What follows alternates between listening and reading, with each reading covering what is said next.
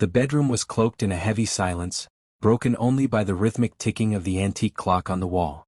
Chioma lay on her side, her back to Ibuka, eyes fixed on the dim glow of the bedside lamp. The soft hum of the ceiling fan did little to dispel the tension that had settled between them. Ibuka shifted closer, his hand gently resting on Chioma's hip.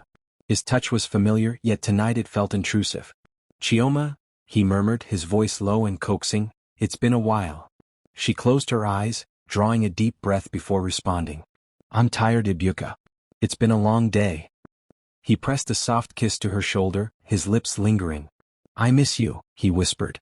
Chioma tensed, her body rigid under his touch. "Please, not tonight." Ibuka sighed, withdrawing his hand. He rolled onto his back, staring at the ceiling. The distance between them felt like a chasm, one that had been widening for months. The truth was, Chioma's career had become her sanctuary. As a senior marketing executive, her days were filled with meetings, presentations, and deadlines. She thrived in the fast-paced environment, finding fulfillment in her professional achievements. Motherhood had been a blessing, but after the birth of their daughter, Divine, Chioma had made it clear she wasn't ready for another child. She valued her body autonomy and was determined to balance her career and family life on her terms. Ibuka, on the other hand, had always envisioned a large family. As a successful entrepreneur, he believed in the traditional roles of husband and wife. He provided, and he expected Chioma to be more accommodating to his desires, both as a partner and a mother. Their differing expectations had led to numerous arguments, each leaving a scar on their once harmonious relationship. The following morning, Chioma was up early, preparing for a crucial presentation. She moved through the house with practiced efficiency, her mind already at the office. "Good morning, Mommy."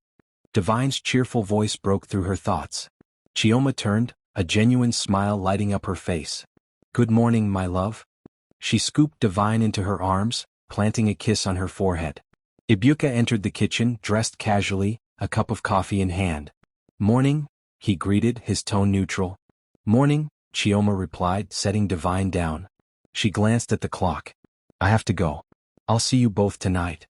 As she grabbed her briefcase and headed for the door, Ibuka watched her, a mixture of frustration and longing in his eyes. Later that day, Ibuka found himself at home, his work schedule unusually light. He wandered through the house, the emptiness amplifying his feelings of neglect. His thoughts drifted to Chioma, their strained relationship, and his unmet desires. It was then that he noticed Grace, their maid, moving about the living room, dusting the shelves. She was young, in her early 20s, with a quiet demeanor and a past she rarely spoke of. Ibuka had always been polite to her, but today he found himself observing her more closely. "Grace," he called out. She turned, surprised. "Yes, sir?" "Come here for a moment." She approached hesitantly, wiping her hands on her apron. "How long have you been working for us now?" Ibuka asked, his tone conversational. "Almost a year, sir." He nodded, his eyes scanning her face. "Are you happy here?" Grace looked down, a faint blush coloring her cheeks. "Yes, sir. Everyone has been very kind." Ibuka smiled, a plan forming in his mind. "That's good to hear." Over the next few days, Ibuka made a point to engage Grace in conversation, asking about her day, her interests, and her family.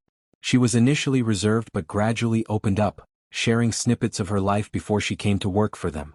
She spoke of a past love who had betrayed her, leaving her heartbroken and estranged from her family. Ibuka listened attentively, offering words of comfort and understanding. He found himself drawn to her vulnerability, her need for validation mirroring his own.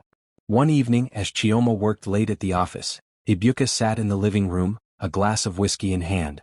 Grace entered to clear the coffee table, her presence a welcome distraction. "Grace," he said, his voice smooth, "join me for a drink." She hesitated, her eyes wide. "Sir, I don't think that's appropriate." He chuckled, patting the seat beside him. "It's just a drink.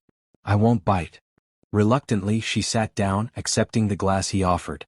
They talked, the conversation flowing easily. Ibuka's charm was intoxicating, and Grace found herself laughing, the weight of her past momentarily lifted. As the evening wore on, Ibuka moved closer, his hand brushing against hers. She looked up, their eyes meeting. "You're a beautiful woman, Grace," he murmured. Her breath caught, a mix of fear and desire swirling within her. "Sir, we shouldn't."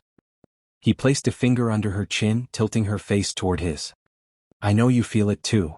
The air between them was charged, the boundaries of their relationship blurring. Grace's mind raced, torn between her morals and the attention she had longed for. In that moment, the first thread of betrayal was woven, setting into motion a series of events that would unravel the lives of everyone involved. As the night deepened, Chioma sat in her office, unaware of the storm brewing at home. Her focus was on her career, her ambitions driving her forward. She had no inkling of the choices being made in her absence, choices that would soon shatter the foundation of her world. The clock struck midnight, the chime echoing through the empty office. Chioma sighed, gathering her things. She was exhausted but satisfied, her presentation ready for the morning. As she drove home, the streets deserted, she thought of Ibuka and Divine, a pang of guilt tugging at her heart. She resolved to spend more time with them to bridge the gap that had formed. But some gaps, once widened, are not so easily closed. And some betrayals, once set in motion, are impossible to stop. The sun dipped below the horizon, casting long shadows across the quiet neighborhood. Chioma pulled into the driveway, her mind still buzzing with the day's events. She was eager to see Divine and hoped to share a peaceful evening with Ibuka. As she stepped into the house, the aroma of dinner greeted her, a comforting reminder of home. "Mommy?" Divine's voice rang out as she ran into Chioma's arms. "Hello, my love," Chioma said, lifting her daughter and planting a kiss on her cheek. "Did you have a good day?" Divine nodded enthusiastically. "Auntie Grace made my favorite jollof rice." Chioma smiled, setting Divine down. "That sounds delicious. Let's go see Daddy." They walked into the living room where Ibuka sat, engrossed in his phone.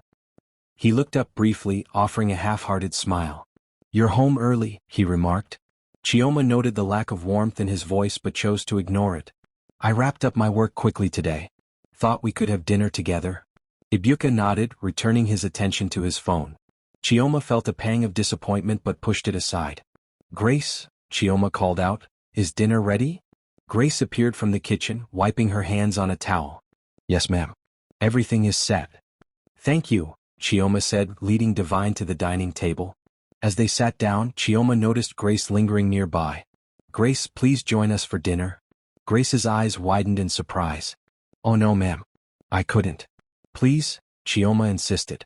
"You've been with us for almost a year now. You're part of the family." Grace hesitated, then nodded, taking a seat at the table. Ibuka glanced at her, a flicker of something unreadable in his eyes. Dinner was a quiet affair. Chioma tried to engage Ibuka in conversation, but his responses were curt. Grace remained mostly silent, her eyes fixed on her plate.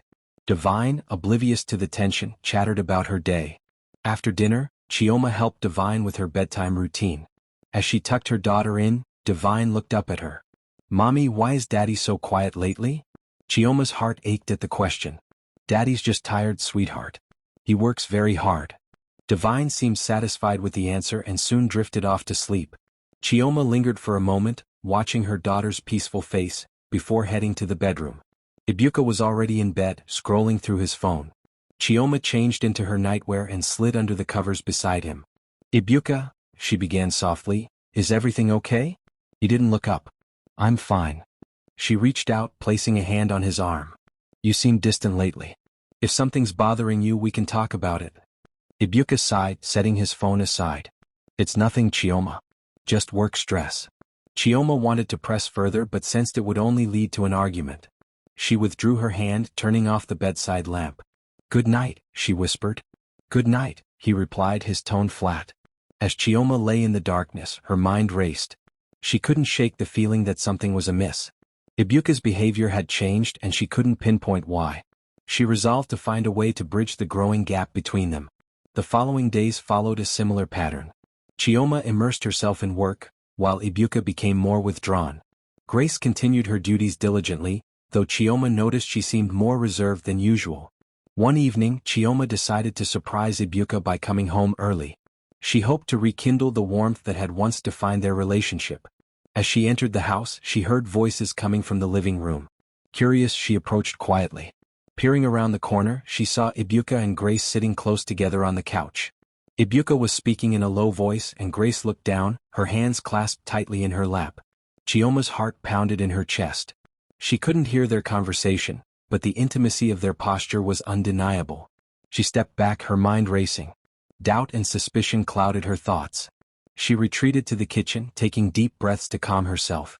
When she heard footsteps approaching, she busied herself with pouring a glass of water. Chioma? Ibuka's voice startled her. She turned, forcing a smile. "You're home early," he said, his eyes searching hers. "I finished work early today," she replied, her voice steady. "Thought we could spend some time together." Ibuka hesitated, then nodded. "That sounds nice." They sat in the living room making small talk. Chioma couldn't shake the image of Ibuka and Grace together. She wanted to confront him but feared the consequences. As the days passed, Chioma became more observant. She noticed the lingering glances between Ibuka and Grace, the subtle touches, the hushed conversations. The pieces began to fit together, forming a picture she didn't want to see. One afternoon, Chioma decided to speak with Grace directly. She found her in the kitchen, preparing lunch. "Grace," Chioma began, her tone gentle, "can we talk?" Grace looked up, her eyes wide. "Of course, ma'am." Chioma took a deep breath. "I've noticed some things lately. Between you and Ibuka." Grace's hands trembled as she set down the knife she was holding. "Ma'am, Chioma held up a hand. "Please, just be honest with me." Tears welled up in Grace's eyes. "I'm so sorry, ma'am. I never meant for this to happen." Chioma's heart sank. The confirmation was a blow, but part of her had already known. "How long?" she asked, her voice barely above a whisper. "About a month," Grace admitted, tears streaming down her face. Chioma felt a mix of anger, betrayal, and sadness. She wanted to scream, to cry, to demand answers. But she remained composed. "Thank you for your honesty," she said, her voice trembling. "I need some time to think." Grace nodded, wiping her tears. "I'm so sorry," she repeated. Chioma left the kitchen, her mind a whirlwind of emotions.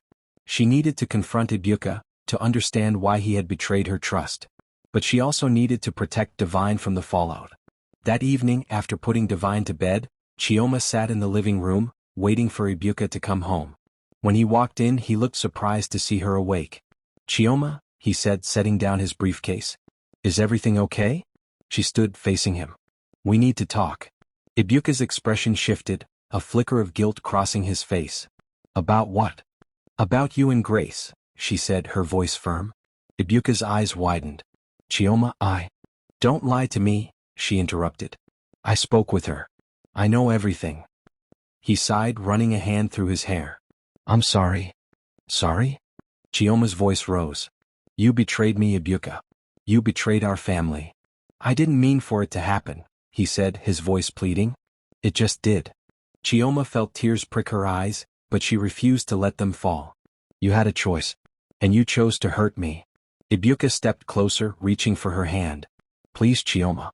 Let's work through this." She pulled away, shaking her head. "I don't know if I can."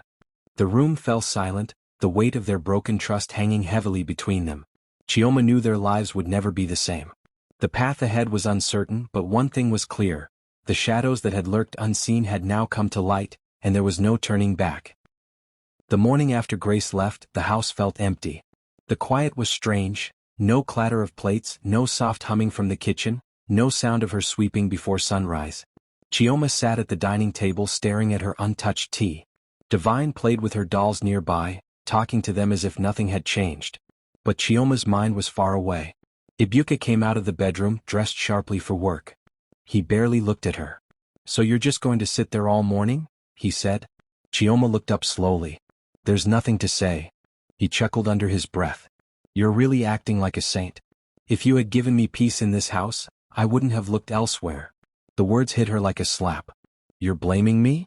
"I'm not blaming anyone," he said, grabbing his car keys. "I'm just saying things wouldn't have gone this far if you didn't push me away every night." "A man has needs, Chioma. You knew that." Chioma stood up, trembling. "So because I said no sometimes you decided to go to the maid? The girl who washes your clothes and cooks your food? That's how little your family means to you." Ibuka turned, his face hard. "You make it sound like I planned it. Just happened. And stop calling her the maid. She has a name." Chioma stared at him in disbelief. "You still have the nerve to defend her?" He sighed. "You'll never understand. You're too proud. Always acting like you're perfect. You care more about your office than this house." He walked out before she could respond. The sound of the door closing echoed through the house. Chioma sat down again, her heart pounding. For the first time she felt the full weight of what her marriage had become. Two strangers living under one roof, blaming each other for everything. That afternoon, Chioma drove to her mother's house. Mama Gold listened quietly as Chioma explained everything. When she finished, Mama Gold shook her head slowly. My daughter, men like Ibuka don't like to feel ignored. But still, that doesn't give him the right. You can't carry all the blame. Mama, he doesn't even sound sorry. He talks like I pushed him into it. That's what guilty men do, Mama Gold said. They twist stories until they look innocent. Don't fall for it. Keep your head clear. Think of Divine. Chioma nodded, tears filling her eyes. I just wanted peace, Mama. That's all. You'll get it, her mother said softly, pulling her close. But not if you let him make you the problem. 2 weeks passed. Chioma kept herself busy with work and Divine. Ibuka hardly came home early. When he did, he slept on the edge of the bed or stayed in the guest room. The silence between them became heavier each day. Then one Saturday morning, something unexpected happened. There was a knock on the gate. The security man came to call Chioma. Madam, someone is asking for you, he said. Chioma walked to the gate, curious. When she saw who it was, she froze. It was Grace. She looked thinner, her clothes faded, her eyes red from crying. She held a small nylon bag in her hand and avoided Chioma's gaze. Please, Ma, she said in a shaky voice. I just came to say I'm sorry. Chioma stood still for a long moment. The sight of Grace stirred up too many feelings: anger, pity, confusion. Why are you here? Chioma finally asked. Grace wiped her eyes. I didn't come to cause trouble, Ma. I can't sleep. I can't eat. I keep remembering what happened. I feel like a bad person. Chioma sighed and opened the gate wider. Come in. They sat under the mango tree in the compound. For a while neither spoke. Grace looked at the ground, twisting her hands nervously. Tell me, Chioma said quietly. Why did you let it happen? Grace broke down, sobbing. Ma, I swear I didn't plan it. I didn't even understand what was happening. He was kind to me. He told me I was special, that I deserved better. Nobody had ever spoken to me that way before. Chioma's heart softened slightly. Where are you from, Grace? Grace sniffed and wiped her nose. I'm from a small village near Nsukka. My father died when I was small. My mother sells palm oil. I stopped school in JSS2 because we had no money. I came to Lagos to work so I could help my younger ones. But everywhere I worked they treated me like dirt. You were the first madam who didn't shout at me or beat me. Her voice broke. That's why I feel so bad. You were good to me and I destroyed your home. Chioma swallowed hard. Her anger was fading, replaced by a heavy sadness. Grace, you're not evil. You're just young and broken. But you need to learn that attention from a married man is never love. Grace nodded, tears falling again. I know now. I swear I know. Chioma stood up slowly. You can rest here for a while, but you can't stay. Not in this house. It's better you go back to your people and start again. Thank you, Ma, Grace whispered. Just then Ibuka's car horn sounded outside the gate. Chioma's stomach tightened. Grace looked frightened. Should I hide? No, Chioma said firmly. You'll face what you did. When Ibuka entered the compound and saw Grace, his face changed. What is she doing here? He shouted. Chioma crossed her arms. She came to apologize. Ibuka turned to Grace. Did I tell you to come here? Are you trying to ruin what's left of this family? Grace stammered. I'm sorry, sir. I just wanted to say sorry. Sorry? He barked. You should have stayed far away from here. Do you want my wife to think I called you back? Chioma stepped forward. You didn't call her back, but you wish you did, right? Ibuka glared at her. Don't start, Chioma. No, let's finish it, she said sharply. This girl is broken because of you. You used her. You lied to her. And now you want to act like she's the only one guilty? Ibuka threw up his hands. You see what I mean? You always find a way to make me the villain. Did I tell her to fall for me? She could have said no. Grace cried harder. Please, sir, stop shouting. Both of you stop, Chioma said firmly. I'm tired of this madness. But Ibuka wouldn't stop. You think you're better than everyone. You pushed me away and then act surprised when someone else gives me attention. You brought this on yourself. Chioma felt her whole body shaking. I gave you everything, Ibuka. My youth, my strength, my loyalty. And this is how you repay me. He smirked bitterly. Your loyalty ended when you stopped being a wife and became a career woman. The words tore something inside her. Grace stood quietly, trembling, watching them fight over the ruins of what was once a home. That evening, Chioma's parents came over. Ibuka had already called his mother, so the house was full of tension. Mama Gold sat on one side with Chioma, while Ibuka's mother sat opposite, glaring. "My son is not the only one to blame," she said coldly. "Your daughter neglected her husband. She was always chasing work. A man will not stay hungry when food is not at home." Chioma's mother shot back. "So you're saying it's right for a married man to sleep with a maid? God forbid." Ibuka's father raised a hand. "Enough. This shouting won't solve anything. The girl is gone, so let's focus on peace." Grace, who had been sitting quietly near the door, stood up. "Please don't fight because of me. I will go now. I just wanted forgiveness." Chioma looked at her, eyes full of tears. "Grace, you don't owe them anything. Go and rebuild your life." Ibuka muttered, "She should have done that earlier." Mama Gold turned sharply. "You should be thanking your wife for still being here after what you did." The room fell silent. Grace picked up her nylon bag and stepped out slowly. As she walked past Ibuka, she whispered, "I'm sorry." He didn't reply. Chioma watched her go until the gate closed. For the first time she felt something strange, not relief, not anger, but emptiness. That night, Chioma lay awake beside Ibuka, staring at the ceiling. The room was dark, but her thoughts were loud. She turned to him. "Ibuka, do you even love me anymore?" He didn't answer. "Because I don't know what we're holding on to," she said quietly. "Everything feels broken." Ibuka sighed, pretending to be half asleep. "I told you, let's stop talking about the past." Chioma turned away. In that moment she knew something deep inside her had shifted. She wasn't crying anymore. She wasn't begging. She was just done. Outside, the night wind blew softly through the window. Somewhere far away, Grace was probably walking along a quiet street, trying to find a new beginning. And in that same night, Chioma realized she needed one too. The house that once felt full of love was now filled with ghosts of choices they could never undo. The air inside the house was tense again. Days had passed since the family meeting, but the peace that was supposed to follow never came. Chioma moved about quietly, doing her best to act normal, but her heart was heavy. Ibuka had stopped talking to her properly. He would leave the house early and come back late, always pretending to be too tired to talk. That Friday morning, Chioma woke up to an empty bed. The side where Ibuka used to sleep was cold.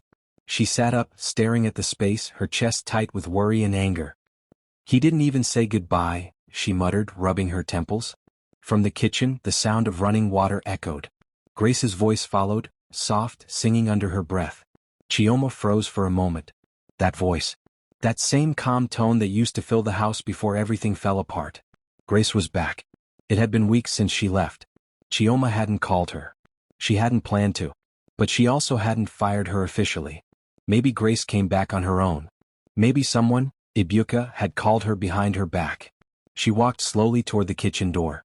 Grace was washing plates, her body bent slightly, her scarf tied neatly over her head. She turned suddenly and gasped when she saw Chioma. "Good morning, Ma," she said, almost dropping the plate in her hand. "When did you come back?" Chioma asked. "Yesterday evening, Ma. Oga called me," Grace said softly, eyes lowered. "He said you both talked and agreed that I should return." Chioma's breath caught. "He said what?" Grace looked confused, glancing up nervously. "He said you missed me, Ma." Chioma stood still. A deep wave of anger rose in her chest. Ibuka had done it again, going behind her, making decisions like she didn't exist. "Go and finish what you're doing," she said tightly, turning away. That evening, when Ibuka came home, the argument began before he could even remove his shoes. "So you called Grace back?" Chioma asked from the living room, her arms folded. Ibuka blinked, pretending not to understand. "Called who?" "Grace. The maid you couldn't keep your hands off." Ibuka dropped his briefcase slowly. "Chioma, please don't start this again." "No, I will start it and finish it this time," she snapped. "You went behind me after everything and brought her back?" He sighed deeply and sat down. "Chioma, you know I'm tired of all these fights. The house has been a mess without her. You're busy with work and Divine needs someone to take care of her. Don't you dare use Divine to cover your sin." Ibuka's face changed. His voice grew cold. "If you had been the wife you used to be, I wouldn't have had any reason to look outside. You think I enjoyed that? You pushed me away, Chioma. You did." She froze, staring at him as though he had just slapped her. "So now it's my fault? Didn't you refuse me every night? Always one excuse or another. You think I'm made of stone?" His words were sharp. "You care more about your career, your body, your freedom? What about me? Chioma's lips trembled. Ibuka, you broke our home. You brought shame into this house and now you're blaming me? Because you stopped being my wife, he yelled. You became my roommate. For a moment, the room went silent except for Divine's laughter from her room down the hall. The sound broke Chioma's heart. She turned away, wiping her tears. You're not the same man I married. Ibuka stood up and picked his car keys. Maybe you're not the same woman either. He stormed out, slamming the door. That night, Chioma lay awake, staring at the ceiling. Grace was back under her roof. Her husband had humiliated her again. And worst of all, she didn't know what to do next. The next day, Victoria came to visit. Chioma had called her, unable to hold the pain anymore. They sat in the sitting room with cups of tea untouched on the table. Wait, Victoria said, shocked. He brought the maid back himself? Chioma nodded slowly. He said it's because of the housework. But I know him, Vic. I know that man too well. Victoria sighed. You need to tell your parents, Chioma. This thing has gone too far. I've been thinking about that, Chioma said. But what if it makes everything worse? Keeping quiet is already making it worse, Victoria replied. Let your parents talk to him. Maybe hearing from elders will make him think. Chioma nodded weakly. I'll his chin. Ibuka, Ngozi said softly, this is not how marriage should be. You both need to forgive each other. Ibuka smiled faintly. Mummy, I want peace too. But sometimes, a man needs understanding. Chioma's father looked up sharply. Understanding doesn't mean breaking your vows. You don't solve problems by creating new ones. Ibuka lowered his head, pretending to be sorry. I've made mistakes, sir. Chioma wanted to believe him, but she could see the act. The same soft tone, the same humble look. Just like every other time he wanted to get away with something. Later that night, as they drove home, the silence in the car was thick. Chioma finally spoke. So that's it? You just sit there and let them think we'll be fine? Ibuka smirked. You want a drama? You think I'll fight my in-laws? I gave them what they wanted to hear. Chioma shook her head slowly. You're not even sorry. He didn't answer. Meanwhile, Grace sat in her small room at the back of the house, unable to sleep. She stared at the small framed photo of her mother that she kept beside her bed. Her mother had died when she was 14. Her father left soon after. Life had been hard. She dropped out of school to work in people's houses. Most times she was treated like trash. When she met Ibuka's family, she thought it would be different. Chioma was kind at first. Divine made her smile again. But everything changed when Ibuka began noticing her. It started with kind words, small gifts, and promises she didn't understand. She tried to resist, but fear and confusion took over. Now she was trapped in a house where she was hated by one person and secretly desired by another. Grace cried silently. God, please, she whispered, I don't want to live like this. The next morning she tried to keep her distance. But Ibuka made it hard. He would drop comments when Chioma wasn't around. You're quiet today, he'd say, smiling like nothing was wrong. Grace would lower her head and mumble, I'm fine, sir. Later that week everything got worse. Ngozi, Chioma's mother, called unexpectedly.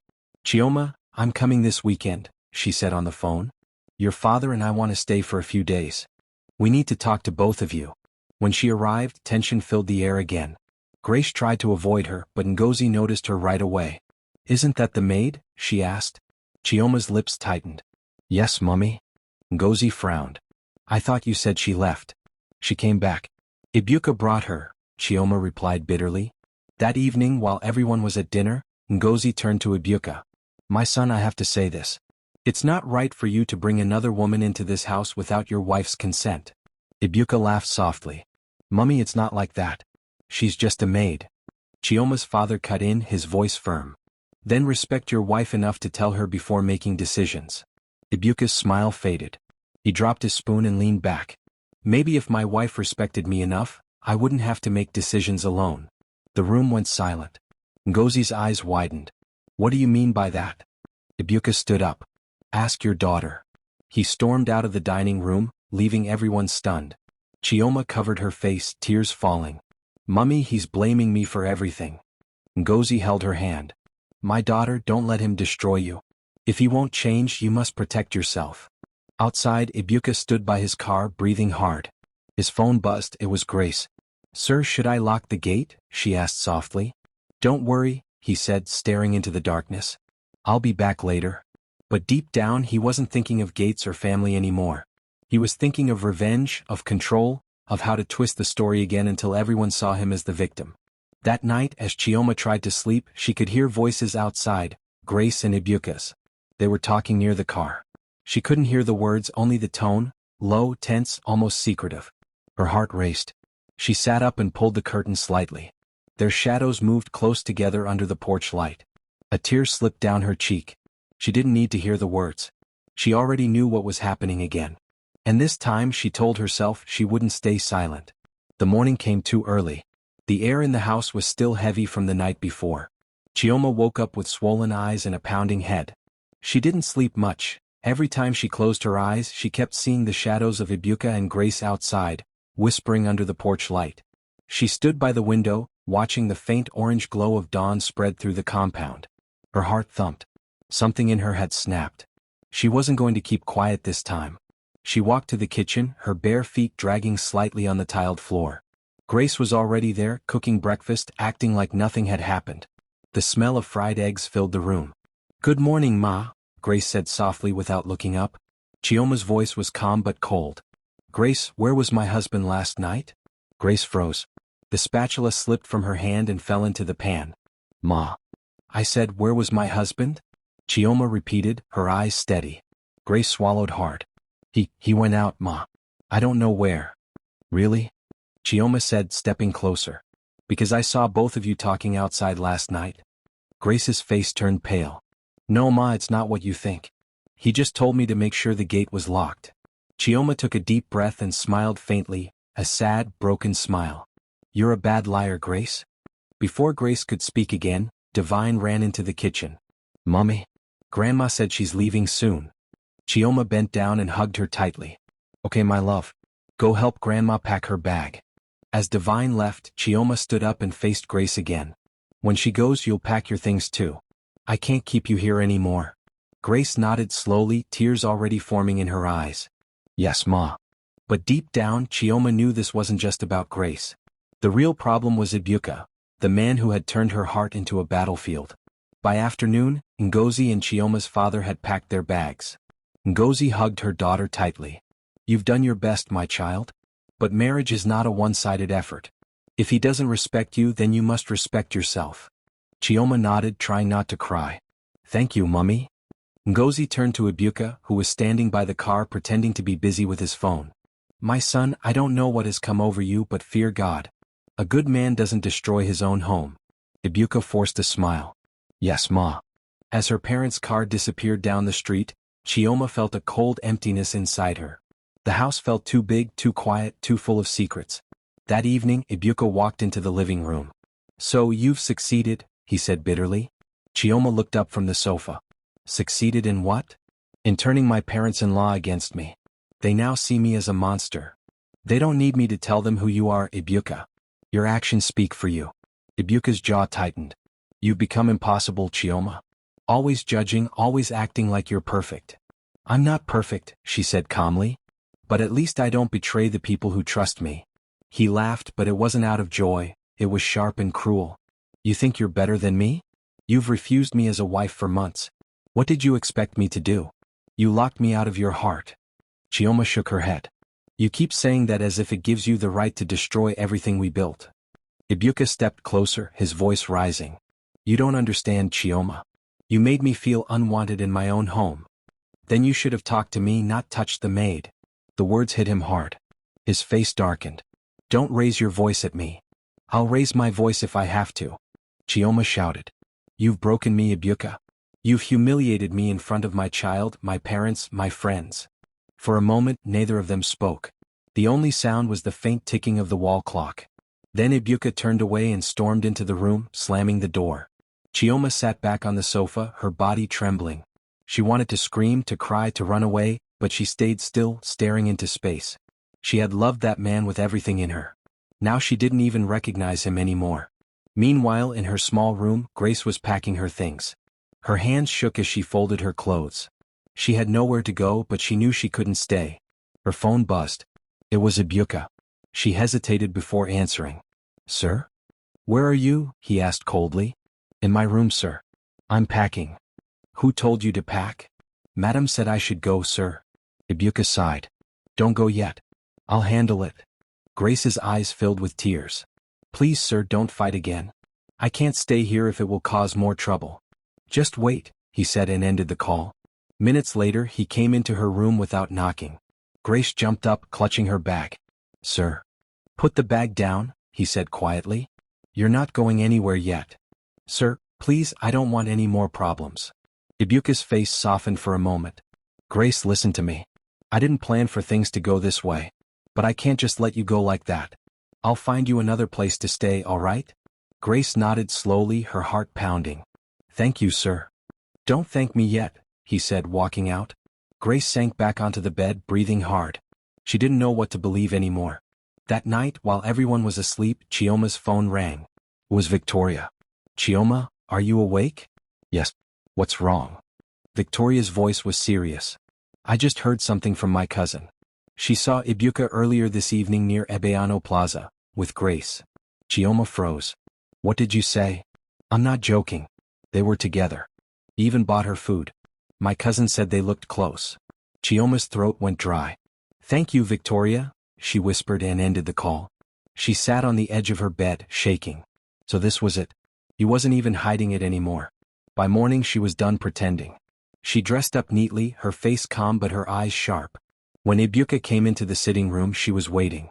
Where were you last night? She asked. He blinked. What do you mean? I mean exactly what I said, Ibuka. Where were you? He shrugged. Out. With who? Business, he said quickly. Business or Grace? Ibuka's face hardened. Who told you that? Does it matter? He smirked, shaking his head. You're unbelievable. Always listening to gossip. Then swear you weren't with her, Chioma said quietly. He looked away, unable to answer. That's what I thought, she said, her voice breaking. Just then the doorbell rang. Chioma opened it and froze. It was Grace, standing there with a small bag in her hand and swollen eyes. Ma, I came to say goodbye properly, she whispered. Ibuka turned sharply. Who told you to come here? I just wanted to thank both of you for everything, Grace said, her voice trembling. I'm leaving for good. Chioma stepped aside, her eyes on Ibuka. Let her go. Grace looked between them, then turned and walked away slowly. As the gate closed behind her, silence filled the house again. Ibuka stood still, guilt and pride wrestling on his face. Chioma turned to him and said, This is the end, Ibuka. I can't keep living like this. He looked at her in disbelief. You're leaving me? I'm saving myself, she said softly. Because if I stay I'll lose everything that makes me who I am. For the first time Ibuka's voice cracked. Chioma, don't do this. You know I love you. Love? She repeated bitterly. You love control. You love winning. But you stopped loving me a long time ago. She walked past him, her steps steady even though her heart was breaking. Outside, the morning sun shone brightly, but Chioma felt no warmth. She heard Divine's voice from inside calling, Mummy, where are you going? Chioma turned, tears rolling down her cheeks. I'm coming, my love, she said softly. But deep inside, she knew she wasn't sure where she was going, only that it was far away from the lies, the betrayal, and the man who once promised her forever. And as the door closed behind her, it felt like the final page of a story that had burned too long in silence.